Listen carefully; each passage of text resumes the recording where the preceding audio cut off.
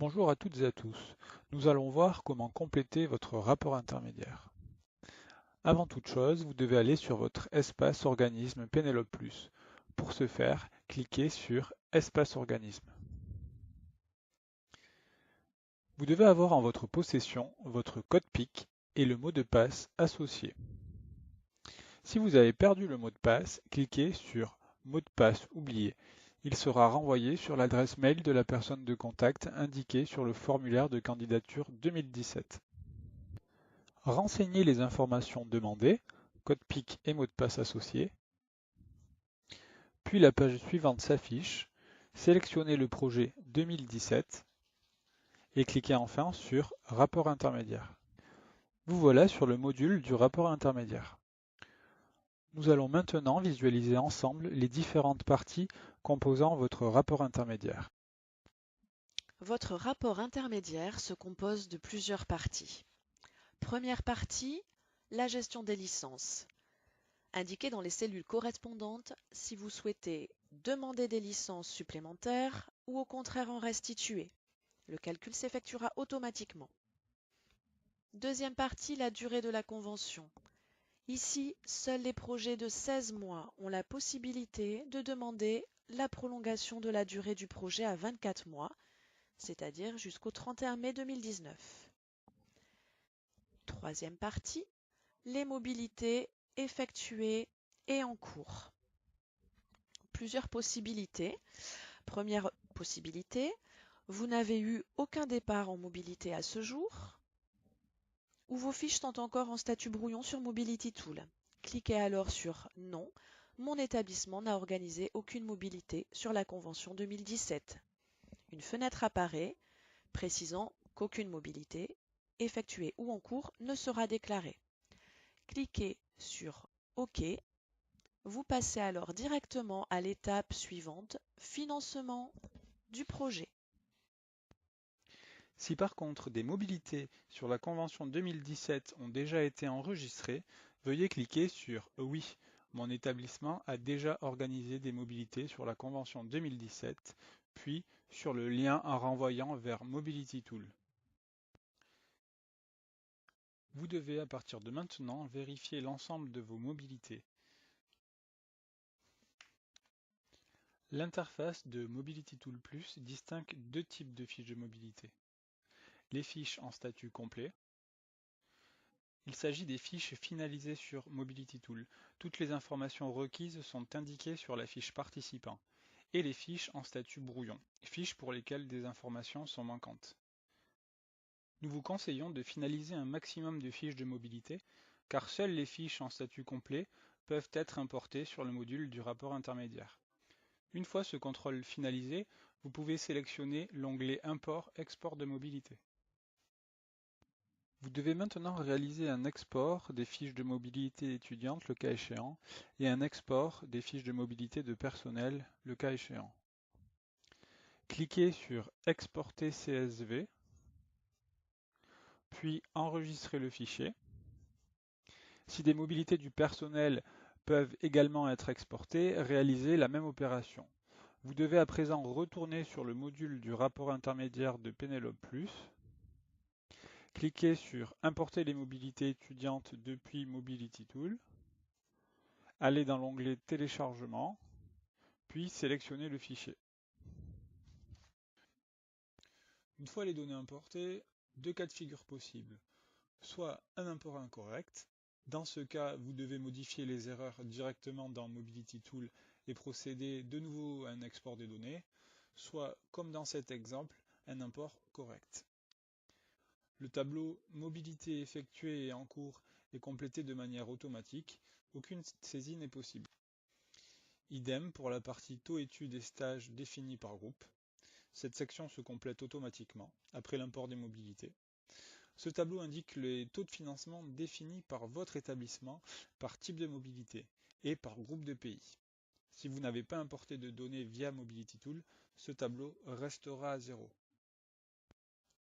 La section Financement de votre projet vous permet d'indiquer si vous souhaitez maintenir ou réviser le montant de votre convention de subvention à la hausse ou à la baisse. Si vous ne souhaitez pas modifier le montant de votre subvention, vous pouvez alors cliquer sur non, je ne souhaite pas modifier le montant. Une infobulle vous précise alors que les données des tableaux mobilité à venir et demande de financement complémentaire, ainsi que les données résumées de votre déclaration et transfert budgétaire ne seront plus affichées et resteront à zéro. Vous pouvez alors cliquer sur OK. Seule la partie commentaire de votre rapport intermédiaire sera à compléter. Si par contre vous souhaitez demander des financements complémentaires ou réduire le montant de votre convention de subvention, le tableau Mobilité à venir et demande de financement complémentaire s'affiche. Vous devez y indiquer, comme mentionné ici, les mobilités enregistrées dans Mobility Tool en statut brouillon, les mobilités à venir non enregistrées dans Mobility Tool, les mobilités supplémentaires non prévues dans la convention qui généreront des allocations pour lesquelles vous n'avez plus de financement, ainsi que les fonds supplémentaires dont vous aurez besoin. Dans ce cas, indiquez uniquement les frais de séjour et de voyage. Faisons maintenant un petit focus sur les frais de séjour et les frais de voyage. Dans cet exemple, nous souhaitons ajouter 2 mobilités d'études pour 10 mois au total dans le groupe 1, soit 2 mobilités pour une durée totale de 10 mois, multiplié par le taux mensuel du groupe 1, à savoir 260, ce qui fait un total de 2600. De la même manière, si nous souhaitons ajouter 5 mobilités pour 10 mois au total dans le groupe 1, nous renseignons le nombre de mobilités, 5, la durée totale en mois, 10, et le montant total des frais de séjour, 4100. Les taux études et stages dans cet exemple sont les taux définis par l'établissement. Ces taux se retrouvent pour les établissements qui ont cliqué sur « Mon établissement a déjà organisé des mobilités » dans le tableau « Taux études et stages définis par groupe ». Donc dans notre exemple, groupe 1 études 260 €, stage groupe 1 410 €. Pour les mobilités d'enseignement et de formation, 2 types de frais sont à déclarer: les frais de séjour et les frais de voyage. Par exemple, vous souhaitez demander 5 mobilités d'enseignement pour un total de 35 jours dans un pays de groupe 1, auquel s'ajoutent 3 mobilités d'enseignement pour un total de 15 jours dans un pays de groupe 3. Dans la cellule nombre de mobilités, vous indiquez le nombre de mobilités totales, soit 5 plus 3, 8 mobilités. Durée totale, 35 jours en pays de groupe 1, auquel s'ajoutent 15 jours en pays de groupe 3. Total, 50 jours. Pour déclarer les frais de séjour, en cliquant sur la cellule Frais de séjour, une infobulle apparaît, vous indiquant comment réaliser le calcul des frais de séjour. Dans notre exemple, nous cumulons 35 jours multipliés par 112 € pour les pays de groupe 1, soit 3 920 €, auxquels s'ajoutent 15 jours multipliés par 84 € pour les pays de groupe 3, soit 1260 €. Nous obtenons un total de 5 180 €. Renseignez le montant total dans la cellule, puis cliquez sur Fermer et Enregistrer. Le montant total des frais de séjour apparaît dans la cellule correspondante. Pour les frais de voyage, là encore, une infobulle apparaît, vous rappelant comment faire le calcul des frais de voyage.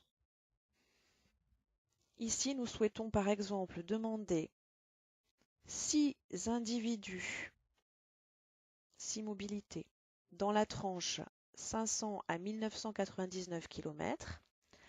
Nous effectuons donc le calcul de 6 multiplié par 275 €, soit 1650 €, auquel nous ajoutons 2 mobilités dans la tranche 3999 km, 2 multiplié par 530 €, total 1060 €.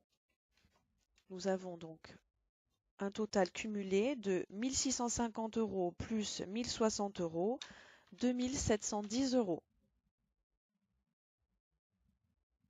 Les frais de voyage s'ajoutent dans la cellule correspondante et le montant total dans le total déclaré. Si vous souhaitez déclarer des mobilités de formation STT, réalisez la même opération.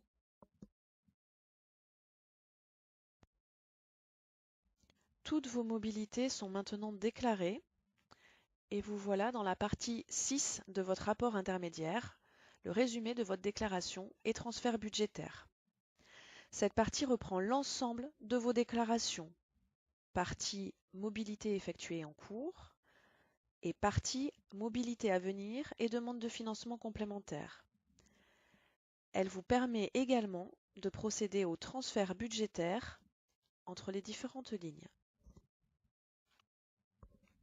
Cette partie va donc vous permettre de moduler et d'optimiser votre enveloppe budgétaire par le biais des transferts. Par exemple, vous constatez ici sur la ligne SMS que vous avez un besoin de 1640 €.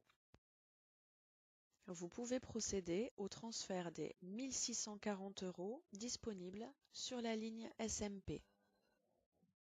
Indiquez le montant nécessaire à votre transfert dans la cellule correspondante, donc 1640 € de la ligne SMP vers la ligne SMS.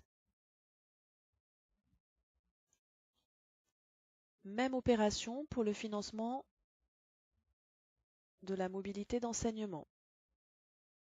Vous videz la ligne STT pour alimenter la ligne STA. 863 € de la ligne STT vers la ligne STA. Pour terminer, nous vous conseillons de procéder au transfert budgétaire dans l'ordre suivant. Comme nous venons de vous le montrer, entre les différentes lignes de mobilité, SM et ST, puis, si vous le souhaitez, depuis les frais d'organisation, financement OS, vers les lignes de mobilité concernées. Ainsi, dans notre exemple, vous avez la possibilité de transférer 4 713 € depuis les frais d'organisation OS vers les mobilités d'enseignement. Votre déclaratif actuel après transfert est inférieur à votre dernière proposition signée. Ce déclaratif équivaut à une demande de recouvrement de 236 € correspondant au reliquat de vos mobilités de stage. Votre déclaratif montre également un besoin en financement complémentaire de 4 713 € pour les mobilités d'enseignement. Si cette demande est approuvée par nos services, elle fera l'objet d'une décision de paiement. Vous pouvez maintenant compléter la partie commentaires. N'oubliez pas de cliquer sur Sauvegarder. Avant de soumettre le rapport, vous devez cliquer sur Contrôler le rapport. Si le contrôle est bon, le message suivant apparaît. Le contrôle est terminé et votre rapport peut être soumis. Si par contre une erreur est détectée, vous devez apporter les corrections nécessaires pour pouvoir valider et soumettre de nouveau votre rapport intermédiaire. Une fois le contrôle effectué, vous pouvez cliquer sur « Soumettre en ligne le rapport ».